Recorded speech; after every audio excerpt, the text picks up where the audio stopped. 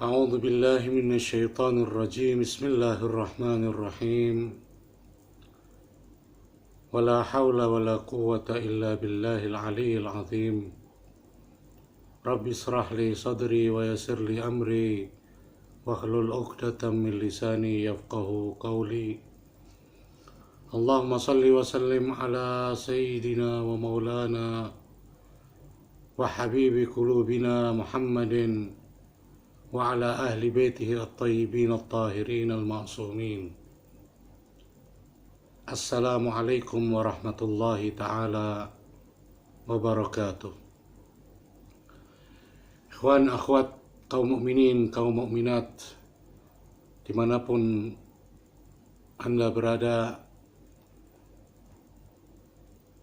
pada kajian yang singkat kali ini saya ingin menyampaikan untayan kalimat-kalimat dari Amirul Mukminin Ali bin Abi Thalib alaihi salatu wassalam yang dinukil dari kitab Ghurarul Hikam wa Durarul Kalim. Beliau pernah bersabda tentang puasa. Beliau mendefinisikan apa itu puasa.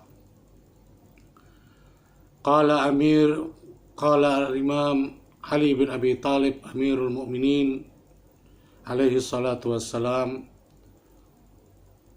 saumul jasadi al-imsak anil aghdiyati bi iradatin wa ikhtiyarin khaufan minal iqabi wa raghbatan minat thawabi wal ujrah. Al-Imam Ali bin Abi Thalib alaihi salatu wassalam mendefinisikan puasa ada beberapa macam, diantaranya adalah puasa jasmani. Puasa jasmani beliau katakan al-imsak anil aghdiyah bi iradatin wa ikhtiyar, yaitu menahan diri dari berbagai makanan dan minuman dengan landasan ikhtiar, khaufan minal iqab, dan dikarenakan takut atas siksa Allah subhanahu wa ta'ala, wa raghbatan fit thawabi wal ujrah, dan di sisi yang lain adalah mengharap pahala dan upah dari Allah subhanahu wa ta'ala. Al-Imam Ali bin Abi Thalib mendefinisikan puasa jasad adalah, sekali lagi saya ulangi, dengan menahan diri dari makanan minuman atas kehendak dan ikhtiar karena takut pada siksa Allah subhanahu wa ta'ala, dan di sisi yang lain karena mengharap pahala dan upah ganjaran dari Allah subhanahu wa ta'ala. Ini adalah puasa jasmani, puasa fisik.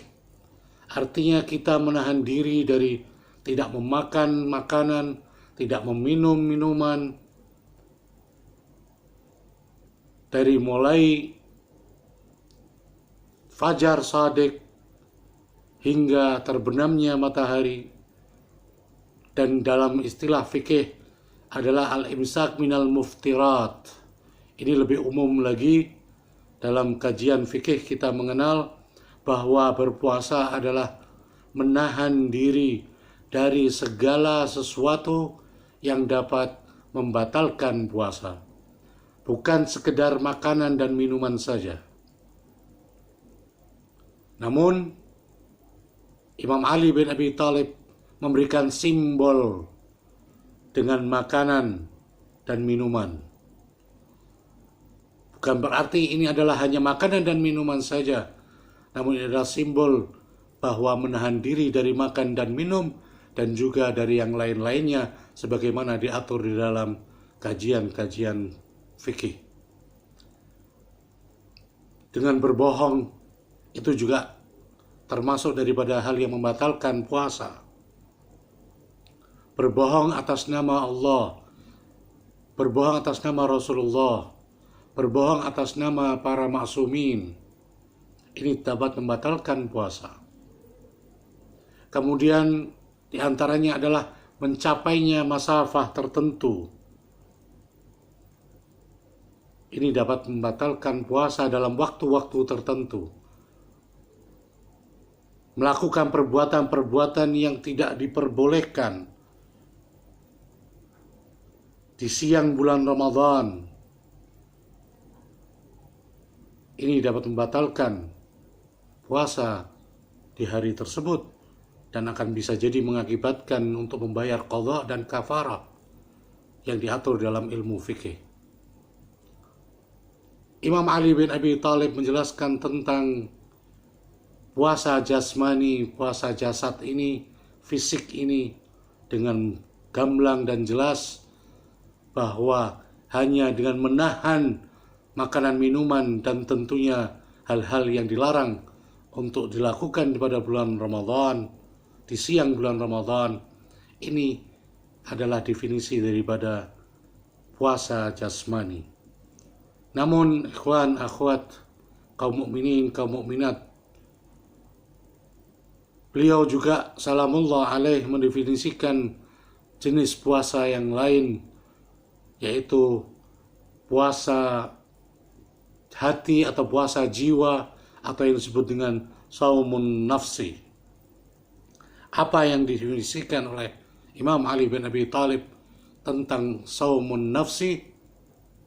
Beliau mengatakan saumun nafsi imsakul hawas al-khamsi an sairil ma'athimi wa huluwil qalbi an jami'i asbabis syarri.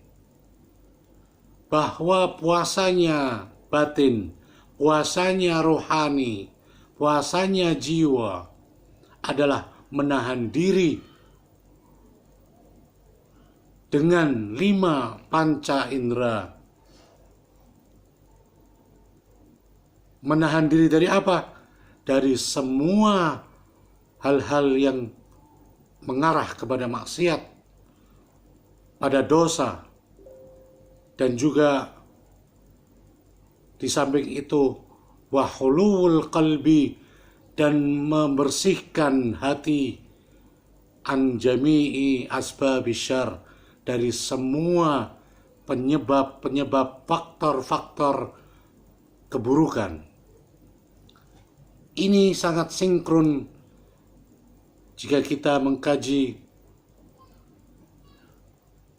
tentang pesan daripada Rasulullah SAW dalam khutbah beliau menjelang Ramadan yang mengingatkan kita semua agar kita berbuat yang baik, agar kita memanfaatkan siang, malam, detik demi detik, waktu demi waktu, khususnya di bulan-bulan seperti bulan Ramadan seperti ini, kita mampu mengisinya dengan ibadah, dengan sholat, dengan membaca Al-Quran, dengan berzikir, dengan memperbanyak sholawat kepada Muhammad dan keluarga Muhammad, dengan memberi bantuan kepada orang-orang yang memerlukan bantuan.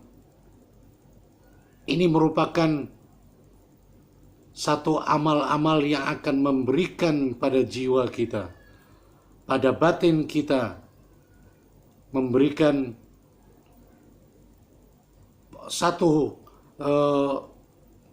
kekuatan untuk supaya kita bisa menahan diri dari perbuatan-perbuatan yang buruk, yaitu dengan kita melakukan perbuatan-perbuatan yang baik. Karena jiwa yang baik akan menampilkan tampilan yang baik, baik di sisi Allah, di sisi Rasulnya, dan di sisi umat manusia. Ketika kita bersedekah di bulan suci Ramadan, ketika kita membantu kaum fakir, maka di sisi Allah Subhanahu wa Ta'ala jelas ini menjadi suatu kebaikan, menjadi tabungan bagi kita, karena Allah akan memberikan ganjaran kepada orang-orang yang bersedekah, dan Allah Subhanahu wa Ta'ala akan memberikan umur panjang, akan menambah umurnya, karena dengan bersedekah manusia akan mendapatkan upah lain dibanding dengan upah yang lain selain ganjaran dari Allah, yaitu berupa panjangkan umur oleh Allah Subhanahu wa Ta'ala. Di kalangan umat manusia, ketika kita bersedekah pun, walaupun tentu kita tidak boleh mengharapkan apapun dari manusia yang kita bantu atau dari masyarakat yang lain, namun sudah barang tentu orang yang tulus dalam bersedekahnya, dia akan mendapatkan pujian dari banyak orang, dan dia akan dianggap sebagai orang yang baik, orang yang mengamalkan apa yang diajarkan oleh agama Islam Muhammadi, apa yang diajarkan oleh Al-Quran dan Sunnah Rasulullah Sallallahu Alaihi Wasallam. Untuk itu, mari bersama-sama kita berlomba-lomba untuk memancing rahmat Allah, memancing maghfirah Allah Subhanahu wa Ta'ala, dan memancing barokah-barokah dari Allah Subhanahu wa Ta'ala di bulan suci Ramadan seperti ini, dengan kita senantiasa memanfaatkan waktu-waktu di bulan Ramadan dengan ibadah, dengan amal perbuatan, baik amal perbuatan yang bersifat personal antara kita dengan Allah Subhanahu wa Ta'ala, seperti sholat, seperti berzikir, maupun amal perbuatan kita yang bersifat sosial, seperti membantu kaum fakir, mengundang orang untuk berbuka bersama, memberikan buka kepada orang yang memerlukan, walaupun sebutir kurma sekalipun, itu di sisi Allah Subhanahu wa Ta'ala akan diperhitungkan sebagai pemicu turunnya karamah dari Allah, kemuliaan dari Allah, barakah dari Allah, rahmah dari Allah, dan maghfirah dari Allah Subhanahu wa Ta'ala. Kita mohon kepada Allah melalui Rasulullah dan keluarga Rasulullah, agar supaya di bulan Ramadan semacam ini kita menjadikannya sebagai benar-benar pelatihan diri, bukan hanya untuk jasmani kita saja, namun yang paling penting lagi adalah untuk rohani kita, sebagaimana didefinisikan oleh Amirul Mukminin alaihi salatu wassalam.